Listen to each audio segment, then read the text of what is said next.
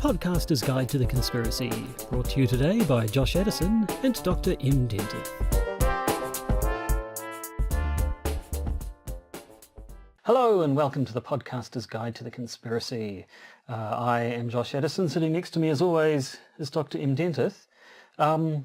We've been told we're a bit flabby in our introduction, so we're just going to cut to the chase this week and get straight into content after one brief detour, because last week we had a little intro sketch about my new book. Now, I actually forgot to do this in the show, and I thought it should be better to do it on screen rather than off screen. So, Josh, here is your complimentary copy of Taking Conspiracy Theory Seriously, which even has a handwritten note by one of the authors and the editor on the inside. Why, thank you very much, Dr. Dentith. I like the staginess of what you just did there. Yeah. That's just going to stay between you and me. Precisely. The secret plans will never be revealed on air, or indeed on video. And that basically is this week's introduction. We are going to go straight to a very truncated Previously On. Previously on the Podcaster's Guide to the Conspiracy. Well, look, I think I'm just going to sit here and riffle through my brand new book, quite frankly, because it's such a pleasurable sensation. And also because it's summery. It's quite nice to have a bit of a breeze. Although it does remind me to actually do have air conditioning in this room. So do you want to do the previously, or are you just getting tanked in advance of... Can't I do both? Well, Can't I do both? possibly. So, what were we doing 4 years ago today? In episode 39, we were talking about reasonable disagreements, i.e. why is it there are disagreements between conspiracy theorists and non-conspiracy theorists, but also between conspiracy theorists and other conspiracy theorists. Which, if you want to hear that, go back to episode 39 back in 2015. I have literally no memory of that episode. I wrote a paper on it. Oh, well, there we go. Probably meant more to you than me then. Indeed. It was one of our vanity episodes. Ah, right. Yeah. So, 2016... Well, we're actually now between two episodes, so between episodes 84 and, strangely enough, 85, where one week we talked about David Robert Grimes and his mathematical model of the viability of conspiracies, and then the next week we talked about the death of Antonin Scalia, which was back in a time when American politics wasn't as toxic as it appears today, which is saying something because those conspiracy theories were pretty toxic at the time. Obama death squads killing Supreme Court justices. It was grand. And then in 2017, this date, we were talking about President Bloody Trump, who we decided we're not going to talk about this Unless year, we absolutely have to, unless he to. actually triggers a world war or gets impeached or, you know, assassinated while giving the next State of the Union. I don't know. But so that's what we were doing last year. Because we did it so much last year, not going to do it this year. Actually, that was 2017. We actually did nothing. Oh, sorry, last 2 years ago. Didn't we? This is one of the weeks we had off. Oh, well, how about that? Good for So us. that was previously on the Podcaster's Guide to the Conspiracy. Short, succinct, and to the point. Let's move on. Let's do that. Updates and retractions. So, one update this week and no retractions. This time we're talking about one-time guest on the show, David Icke. The Australian government apparently is being pressured to revoke his visa ahead of a speaking tour there in March. Now, I should like to point out that Mr. Icke is not coming here this time that he's visiting Down Under. Maybe our interview with him has put him off. You can listen to us talk with David Icke all the way back in episode 111 back in August of 2016. The time when the numbering system all went horribly wrong. Thanks, David. Thanks, David. Anyway, members of the Australian Labor Party have written to the current Immigration Minister, David Coleman, calling on him to ban Icke on the basis of his anti-Semitic views and apparently having campaigned for Holocaust denial to be taught in schools. Yeah, has he actually done that, or is it one of those dog Yeah, whistling? we'll talk about that in just a sec. What makes this particularly awkward is Australia's somewhat mercurial approach to issuing or not issuing visas. They did let Lauren Southern and Stephen Molyneux in, but have banned Gavin Innes and Chelsea Manning. They let a French au pair stay despite breaking the terms of her visa, but refused asylum for a woman fleeing religious persecution. Basically, Australia's visa system is a bit like a magic 8-ball at the moment. Yeah, so that Holocaust denial thing. So I too was a little bit curious about this. It does turn out that David Icke, in more recent publications, has been quite challenging of the official story about what happened during the Holocaust, and has on occasion kind of said they need to teach the controversy in schools. So arguably, you could say that David Icke is advocating teaching Holocaust denial in schools. Or at least, yes, is trying to do the devil's advocate-y stuff just a little bit too hard. Well, he's still kind of stuck on there are alien shape-shifting lizard Jews out there who are giving a bad name to the rest of the Jewish population. Yes, strange fellow. Nice to talk to. Yes, very Strange personable, fella. but his views are interesting to say the least, and that is the least we're going to say at this particular point in time. It is. So we're gonna shuffle things around a little bit, or shuffle them back, I think, because we used to do things this way. We did. But we are mercurial ourselves. We are the David Icke of Aotearoa News. No, actually, no, The we're not Australian immigration system of Aotearoa podcast. Yes, actually, that is an accurate analogy. Yeah. So the point is, we're going to do the news now, and then get that out of the way, and then that way we'll have the entire body of the podcast to talk about this week's main topic. Which is an interesting topic, but before we can talk about that, let's move straight on to the news. Breaking conspiracy theories in the news. So, at the top of our news segment, we have a piece of news that isn't so much conspiratorial as it feeds certain conspiracy theories, including those that we're going to be talking about this week. It's been reported that the Russian Navy has a new weapon that can disrupt the eyesight of targets and make them hallucinate and vomit. Isn't that vodka? Yes, but it's also... but it's from a distance, right? Yeah. Yes. Yeah, it's vodka. Telepathically. That is, we have a new form of energy weapon, and the purported Russian weapon is already being used by proponents of secret energy weapon conspiracy theories to go, see, told ya. Now, if this weapon exists, it's proof positive that such weapons are being worked on right now, but the fact that they might exist now doesn't actually tell us that the conspiracy theories about them in the past were the kind of thing we ought to have believed back then. You'd have to show that the particular weapons talked about in these conspiracy theories existed in the past, which almost always turns out to be the problem. Indeed. Now, we mentioned this on the bonus content of the podcast last week, but it's worth bringing up again for a larger audience. YouTube is changing its algorithms to reduce the spread of potentially harmful content. Now, what gets defined as harmful is a big deal here. As friend of the show, Professor Joe Usinski, pointed out when interviewed on this particular topic, it all depends on a mega corporation deciding what they take to be true or false, plausible or implausible, warranted or unwarranted. Now, it is true that YouTube is not taking videos about miracle cures, claims the earth is flat, or 9/11 truth videos down. They are simply making them harder to discover. This is not necessarily a bad thing. It's a known problem that for a while Google's algorithms have tended to create an echo chamber very, very quickly. But whether we should be leaving these kind of decisions to big business, well, we here at the People's Bureau for the Conspiracy think it should be left to organizations that are a little more open and not so proprietary in their algorithms. And now a reminder that bad stuff happens.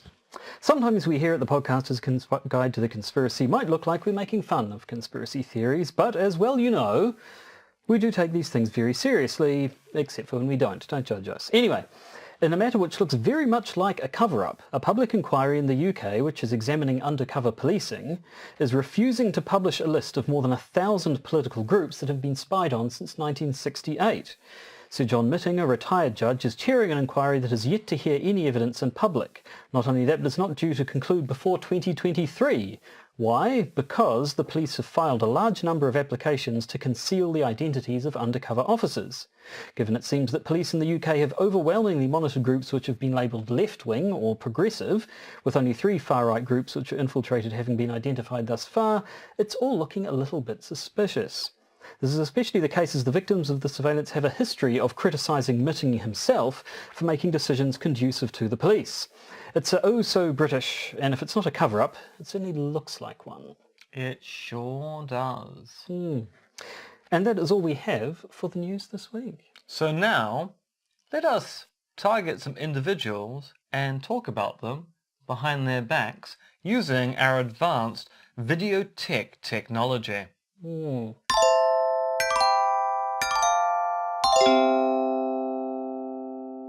By advanced videotech technology, do you mean your exposed knees?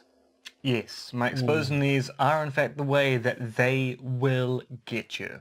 If you're listening to this in podcast format and you want to get a good eyeful of Dr. Dentith's knees, give him a good ogle and switch on over to the YouTube channel for all your patella requirements. It's the podcaster's guide to the knee conspiracy. Anyway, we're not here to talk about knees, although we could. We're here to talk about a subject that we've talked about before, and that subject is targeted individuals. Well, when we talked about it before, we talked about gang stalking. Well, this is the techno-thriller version of gang stalking. I think, it's... I think gang stalking is sort of a subset, from what I could gather, is one of the ways in which targeted individuals could be targeted, but targeted individuals is the wider thing, which we talked about back in episode 103 in the middle of 2016. So at the time, it was a little bit, we were kind of reacting to a person's reaction to another thing. There was an article in the New York Times talking about targeted individuals, exactly what a targeted individual is, we'll get to in just a second. But there was that article, then there was an article on the website, The Psychology of Conspiracy Theories, reacting to that article and trying to draw sort of a psychological distinction between conspiracy theory and delusion, which we didn't really agree with. No, we did not. No, so while we did go over the whole idea of targeted individuals and gang stalking and so on, a lot of it was our sort of reaction to this particular article about it. Now, in general, just to recap, targeted individuals are people who believe that they are being targeted by some sort of grand conspiracy and harassed, basically, in one of a number of different ways. One of those ways is gang stalking, which is where literally you're being followed and stalked by a large group of people.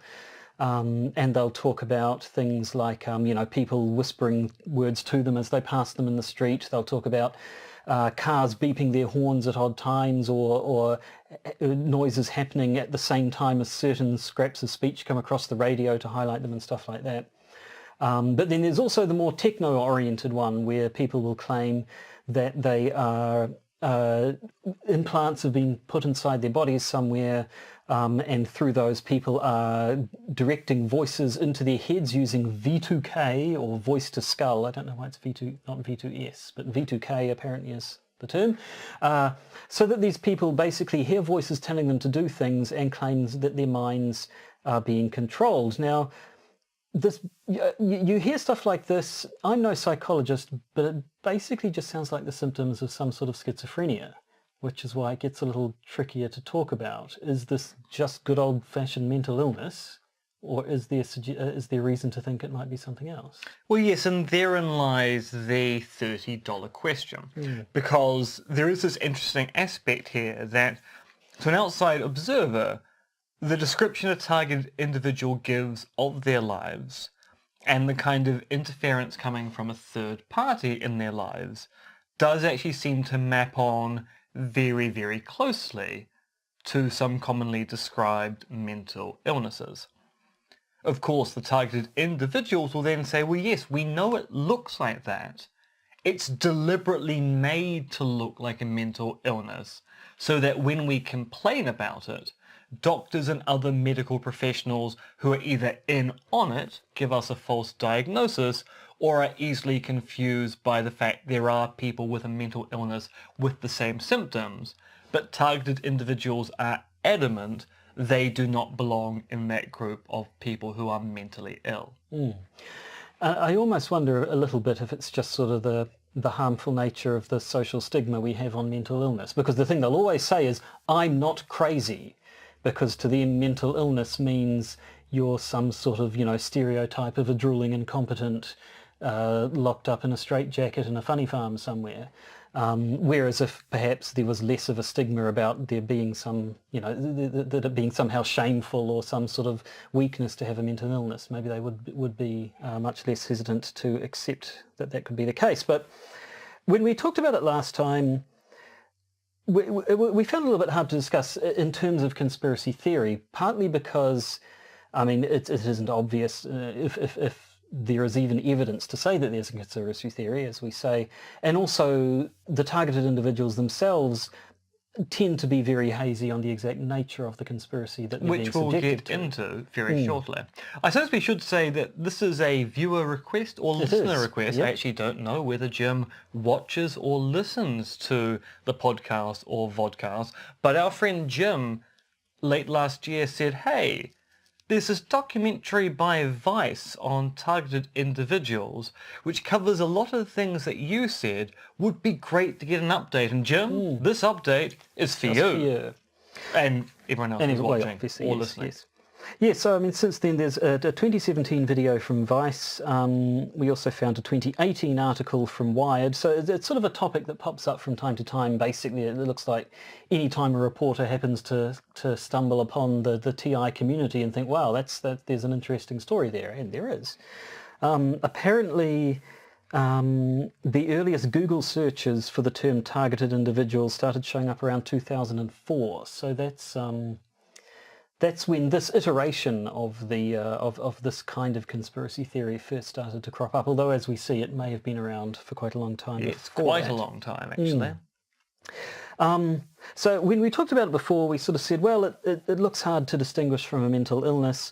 On the other hand, we do know, especially when it comes to the gang stalking style of things, there have been coordinated stalking efforts in the past. Oh yes, I mean it's a common trope for people who are running a conspiracy or are trying to get someone to not say things they're not meant to, is to harass them in a variety of different ways, including getting random strangers to harass them on the street and the like. Indeed, there's even some evidence that some people have been led to believe they're mentally ill, that the phenomenon has a technical term, gaslighting, where you make someone think that they are ill, in part to control them. So this has been done by government agencies in the past. It's been done, the stories of Scientology. What was it? It's, I've forgotten the term. No, they had a specific term for going after people. Yeah, they do. I can't remember what it is Even now. when you look at more recent phenomena like Gamergate, which was sort of, organised harassment of individuals. Well, I mean, they have swatting. Yeah, well, exactly, yes. Yeah, that has resulted in a death, hasn't it? More than one at this stage, yes. Yeah.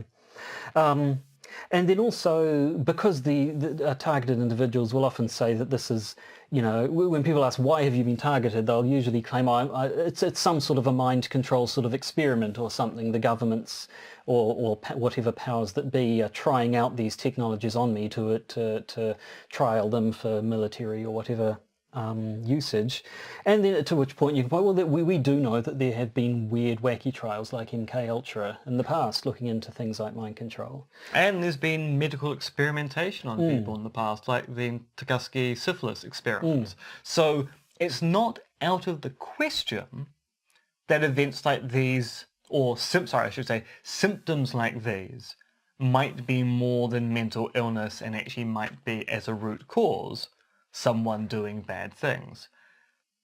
But, as we're going to see, the conspiracy described is amorphous and vague, and the evidence for the conspiracy is, I would say, lacking. Would you say lacking? Yes. Yeah, I mean, when we talk about Scientology or things the KGB got up to or MK Ultra and so on, there's usually, you can usually point to a clear motive, for one thing, Gamergate and Scientology and stuff. It's very clearly, we don't like this person, we don't like their politics or what have you. And you can usually, if only after the fact, identify the people, if not the individuals, then the groups behind it. Whereas There's a set of individuals that are gone after. And with the TI stuff, not so clear. No, the actual conspiracy... when asked, they will say, look, I don't know who's doing this to me, I don't know why they're doing it, I don't know why me, I just know that it's happening, so, there must be something behind it. In the video by Vice, which you can find if you look up on YouTube. It's about 48 minutes in length. Yeah, not too much of a watch. There's one point in the video where the interviewer is talking. He talks to three people, a few others, but the main people he focuses on are two men, one called Shane and Kieran, and a woman called Fiona. At one point when he's talking to Shane and Kieran, they very briefly just rattle off, it's a sort of a transhumanist, military, globalist, Agenda 21. It's the Freemasons. And then the Freemasons get a mention afterwards, but it's just very, very sort of vague, general conspiracy theory sort of talking. And it's interesting the technological or the currency of the technology that's involved in two different ways. One, the internet has had a massive effect on this sort of community in the same way that the internet has allowed all sorts of subgroups of society to get together and find one another, essentially. Like goths or like emos. Goths, or Do even emos even exist anymore?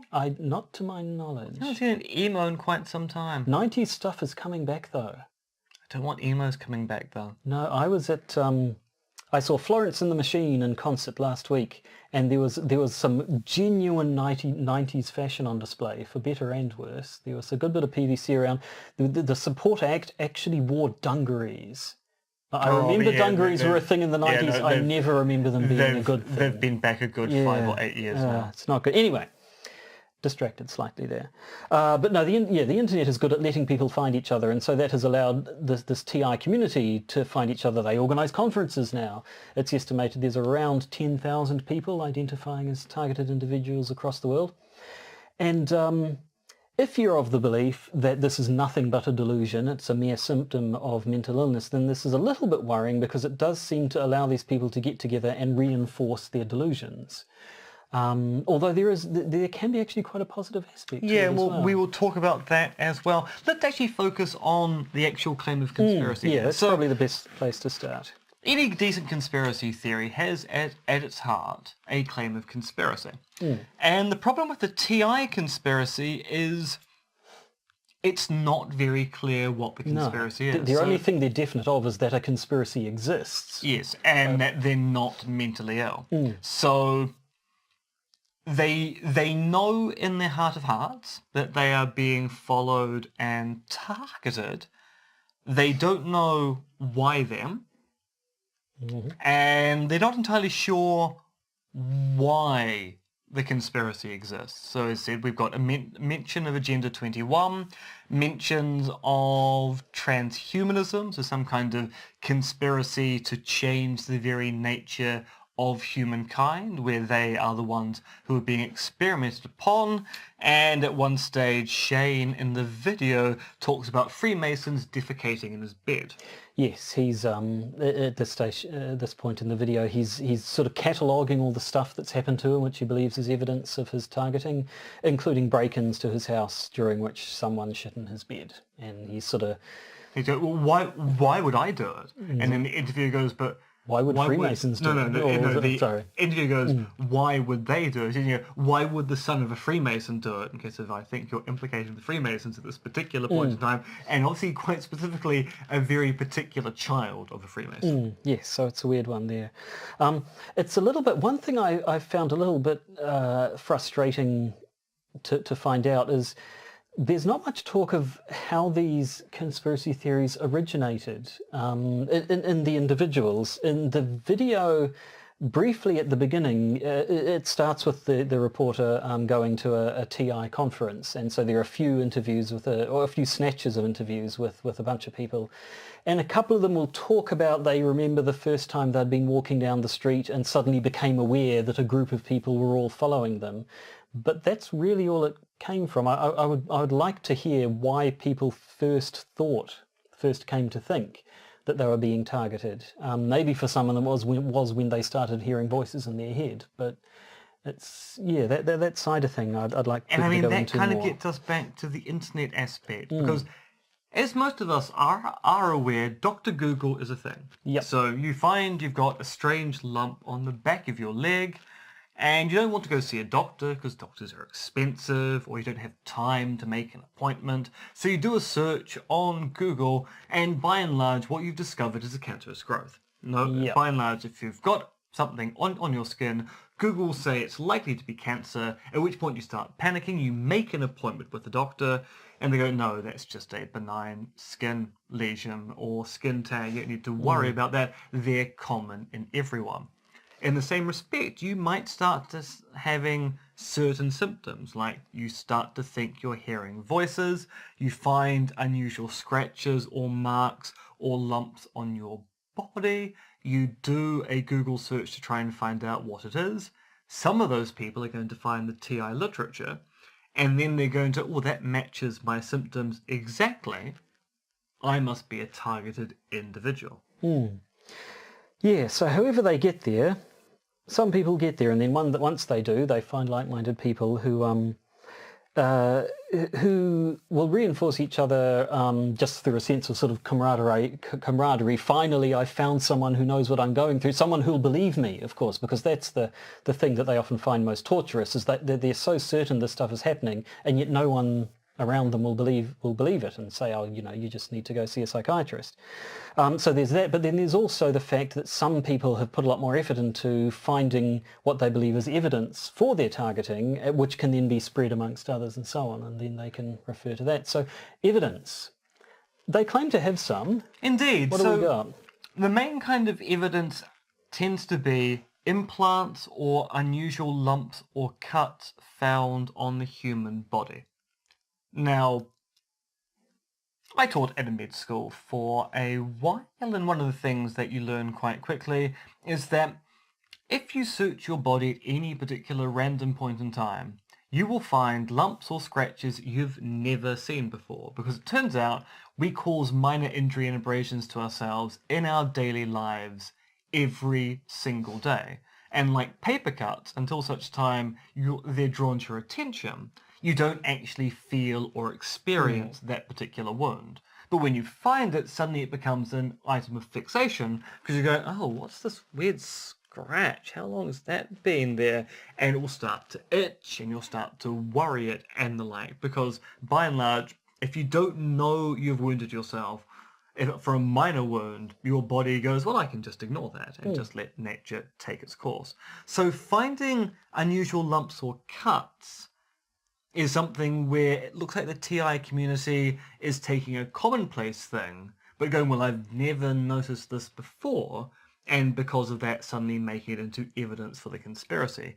The implant stuff is more interesting. So one of the subjects in the Vice video talks about having MRI scans and finding what appear to be implants at the back of the skull, on both, at the bottom of both lobes of the brain. And he's going, well, that shouldn't be there.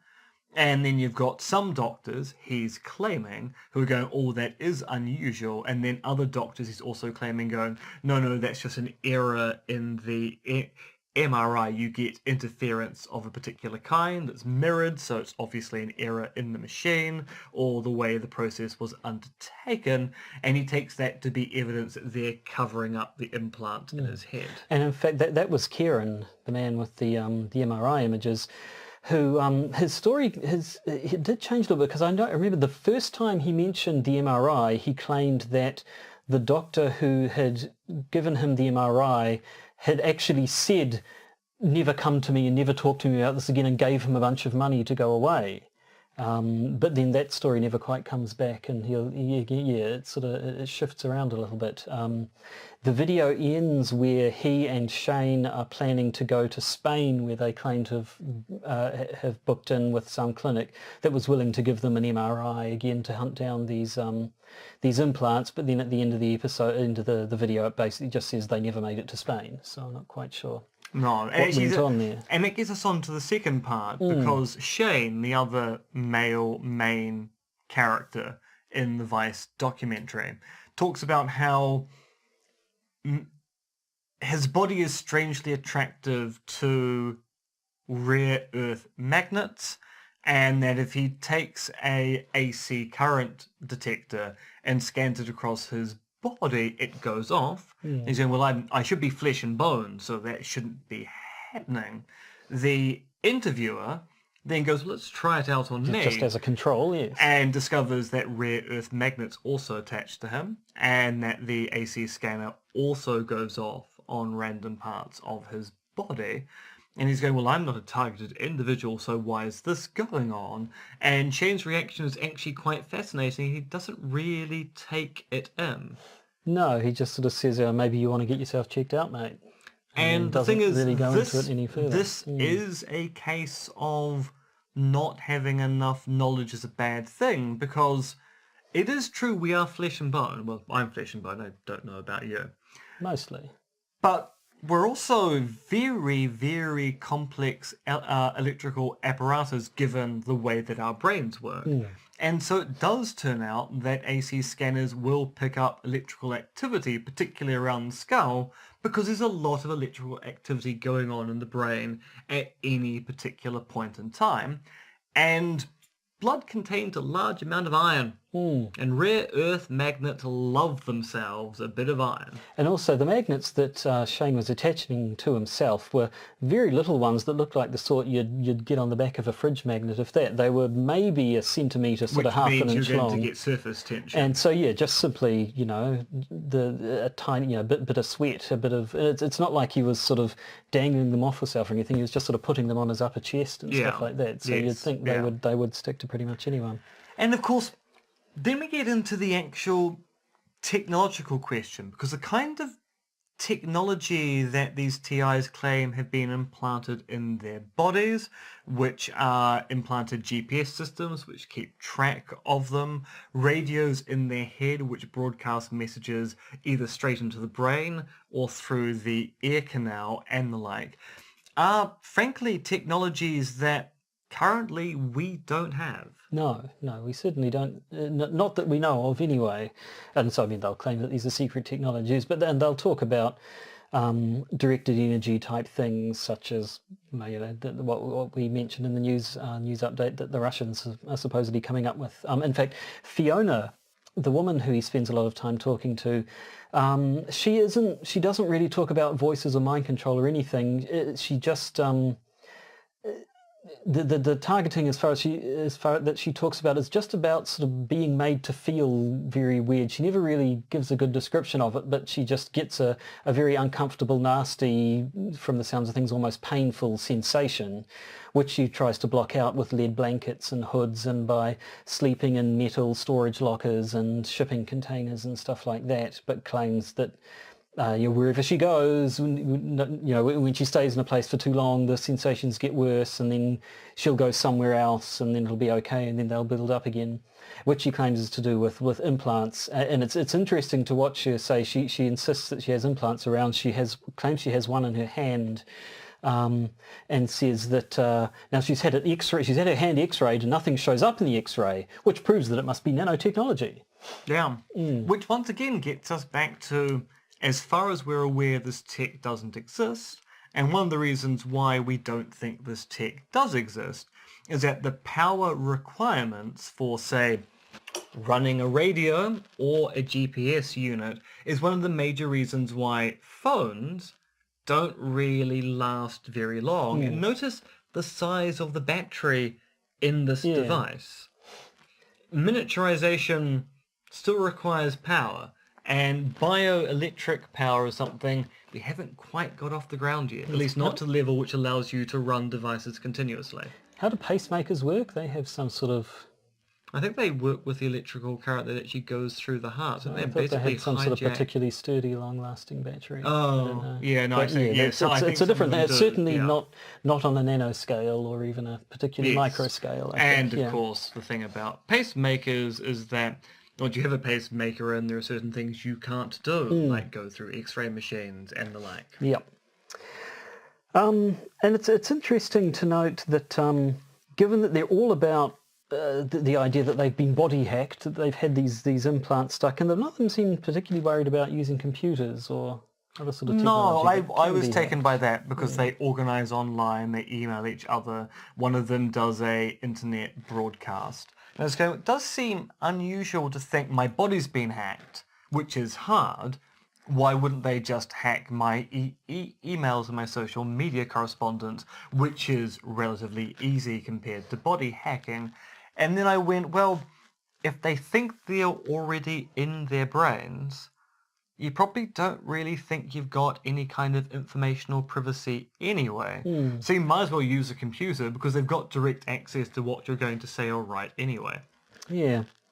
So and then the other one is just Bad luck. bad luck, essentially. Lots of bad luck. So as I mentioned before, the interviewer goes to talk to Shane, who pulls out this binder he has where he's compiled detailed information on all the things that have been done to him. But the things he points out are like some cracked tiles outside his house. Someone's broken the tiles somehow. His dog getting a bloodshot eye. He claims there'd been a break-in and they'd done something to his dog, and he showed that, look, because when the dog looks this way, the whites of his eyes and one of his eyes is slightly bigger than the white of the eye in his other eyes, which I don't quite know what that's supposed to show. And yeah, it's just sort of, here's every bad thing that happens around him is compiled as further evidence of this harassment against him.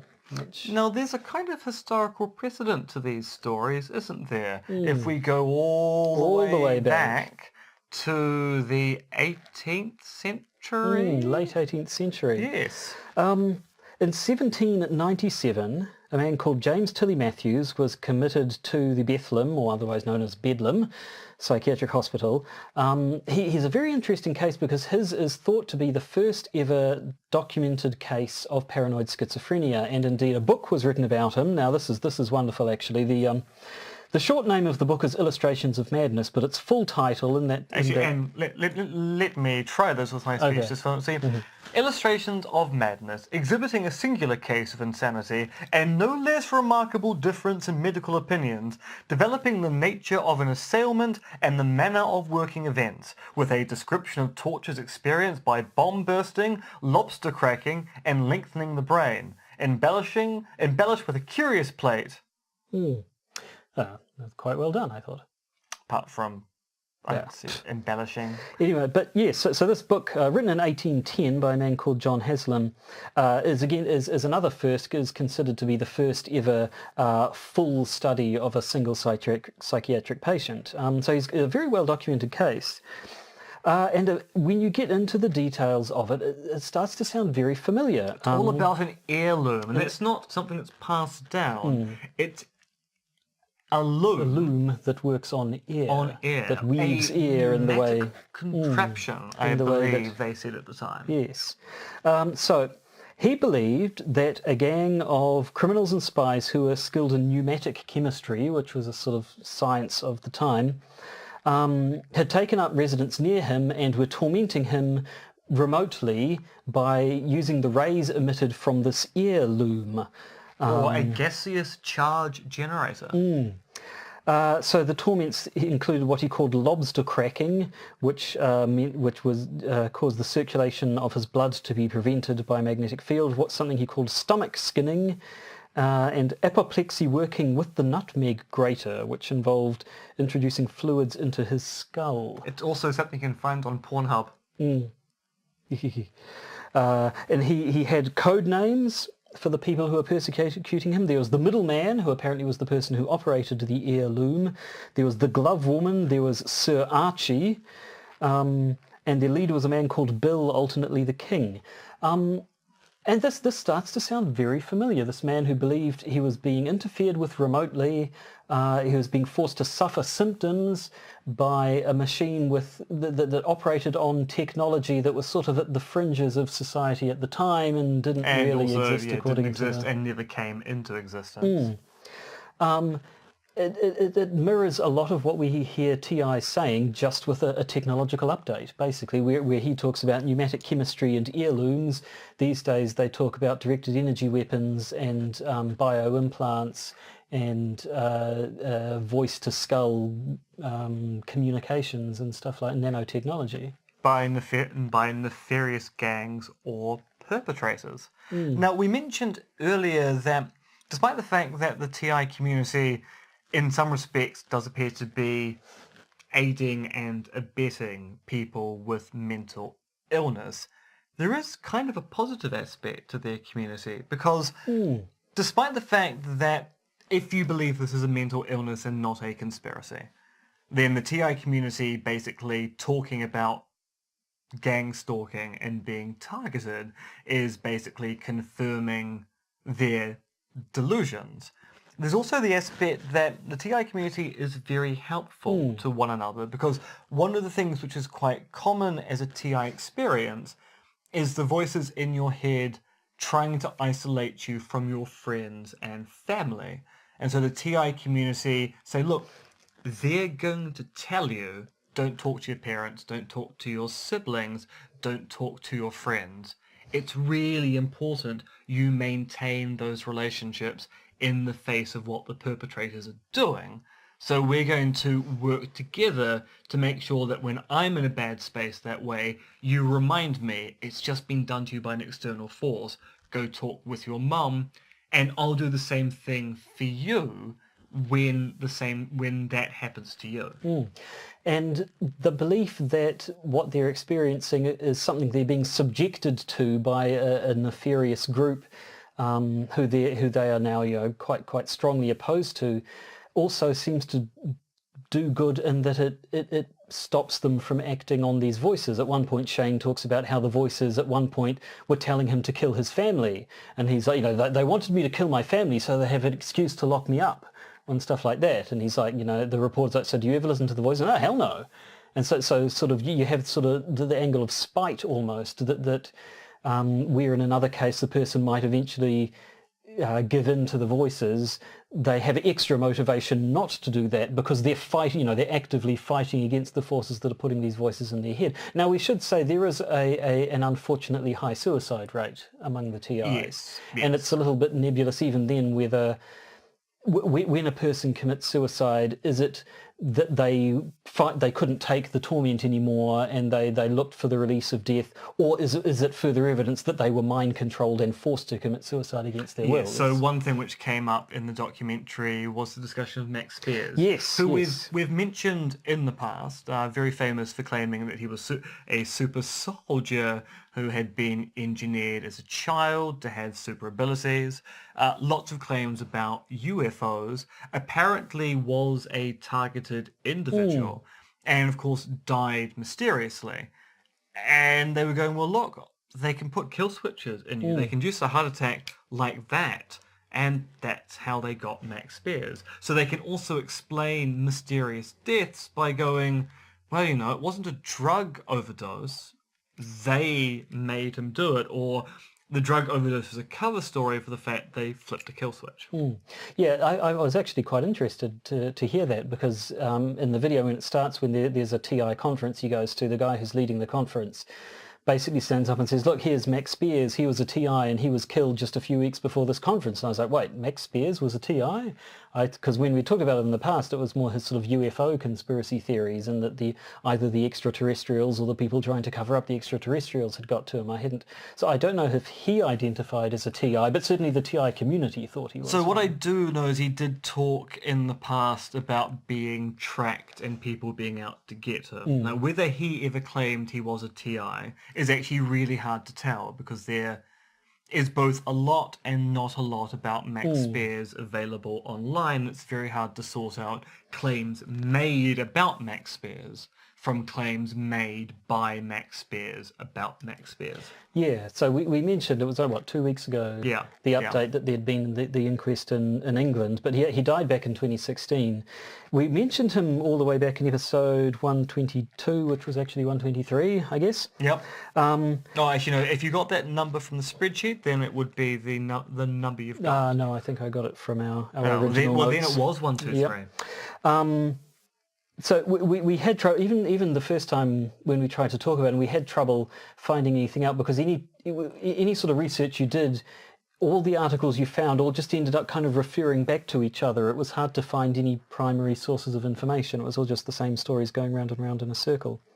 But yeah, so I was like, hang on a second, when I was watching this video, Max Spears, I know that name, but I didn't realise and what, and so it was interesting to see them claiming him as one of their own. Although what was particularly interesting, so there's a whole bunch of discussion in the documentary about the death of Max Spears, and there's a discussion about, was he taken out by his perpetrators? And some of the participants at the conference talk about how Max Spears started talking with a really weird voice just before he died. And initially the death was put down as natural causes.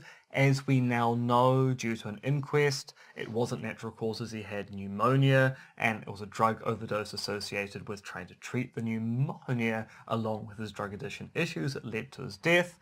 They show Kieran the video of Max Spears taken 2 days before he dies.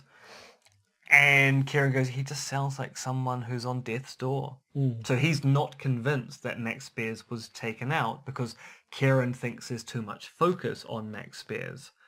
And the fact that sometimes people just die. I thought that was quite fascinating that he did sometimes people just die. It's not necessarily part of the conspiracy. And it was, I think that was the only point I saw where there did seem to be some division within the TI community, because he didn't seem to be a fan of the guy whose name I didn't write down because he only featured at the start of the video, but the man who led the TI conference, and he's also interviewed briefly, who has a YouTube channel and talks about this sort of stuff. And Kieran didn't seem to be a massive fan. I don't think it was actually a TI conference. I think it was a stream at the Base's 2016 International Conference, which is actually a ufological conference that's held every year, not just in 2016. Yes.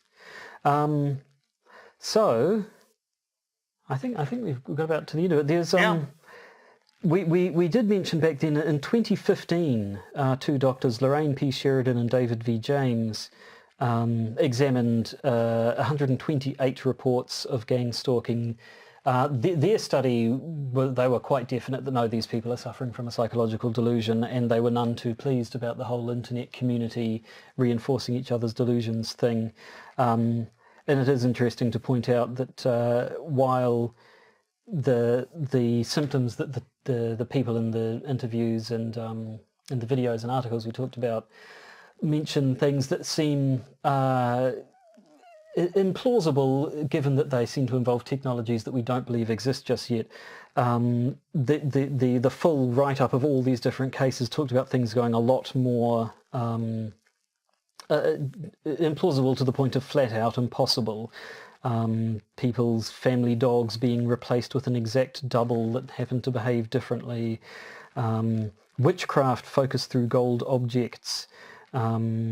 Remote enlargement of bodily organs. Invasion of an individual's dreams at night, and so on. So, again, there's possibly a bit of cherry picking going on there, as to make the delusion sound more plausible in some cases. Well, yes, I imagine if you're being interviewed for a documentary, you may well put forward the evidence you think is best and makes you look the least disturbed. But so, I mean, ultimately, we're a conspiracy theory podcast, not a psychology podcast, because neither of us has any psychological qualifications. Although I do read a lot of social psychology literature for my sins. Yes, yeah. So, I mean, as psychological lay people, we are in no position to say, yes, these people are definitely mentally ill. But as lay people, it certainly looks like that. And certainly as conspiracy theorists, it's very hard to talk about the sorts of conspiracy theories that they're promoting simply because they're so vague and so lacking in any sort of detail. The actual claim of conspiracy is vague. Now, that's understandable to a certain extent. If you're being targeted by a conspiracy, it can be hard to detect the conspiracy in amongst the actual attack. But the evidence being used to show there is a conspiracy often looks a lot more like coincidences or simply noticing things that other confirmation people... bias. It doesn't look like hard evidence of a conspiracy. It does look a lot like schizophrenia. It's unfortunate, yes. I mean, you can talk about sort of the falsification idea, which kind of works both ways. You can, if you believe that you're a targeted individual, then any evidence to the contrary can be rolled into the conspiracy. Anyone who doubts you, well, they're either in on it, or the conspiracy is so good that normal people won't believe it. Like we saw with Fiona, the X-ray doesn't show anything. Well, that just proves it's nanotechnology. But then you could run the line the other way, that if it really is a conspiracy, then any evidence of the conspiracy that this person finds could be written off as just further delusion on their part. So it's just generally hard to talk about all round. But in terms of conspiracy theories and analyses thereof on the strength of their evidence and what have you, it's really hard to say that these particular conspiracy theories are warranted, I would say. No. And I think that basically It does. is that. Now, for patrons, we have exciting bonus content coming up after the break, if indeed you take a break between listening to the podcast and the bonus content. You may do. I mean, I don't know. wouldn't have a clue. You live your life. You could do anything.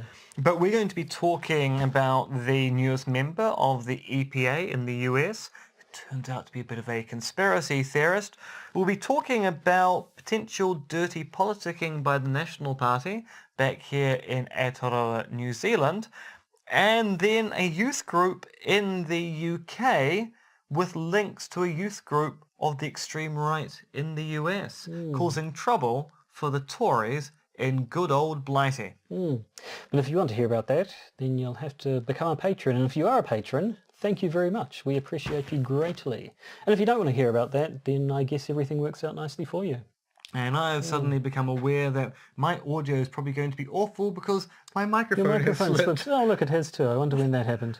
I kind of felt it about half an hour ago, but I just assumed it was my clothing moving around. So if the sound this week is awful, I apologise. It'll be better for the Patreon episode. You pay the bucks, you get the better sound. Good sound quality, yes.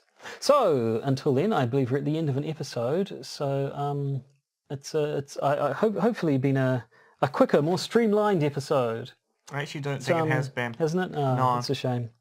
I guess it's just a good thing that we're not so insecure that all it takes is a single negative comment on Reddit to make us rethink the entire structure of our show, because that would be a bit inconvenient. It would be. It would be. I So- think we could actually fix this by having a timer that we simply erect there and stopping and starting it when we finish and conclude, start and conclude a segment. But that's the kind of discussion we should be having after the show. It's goodbye from him. And it's also goodbye from me. That's how the catchphrase goes, isn't it? It is. Yeah. The two Ronnies. Goodbye. Arrivederci.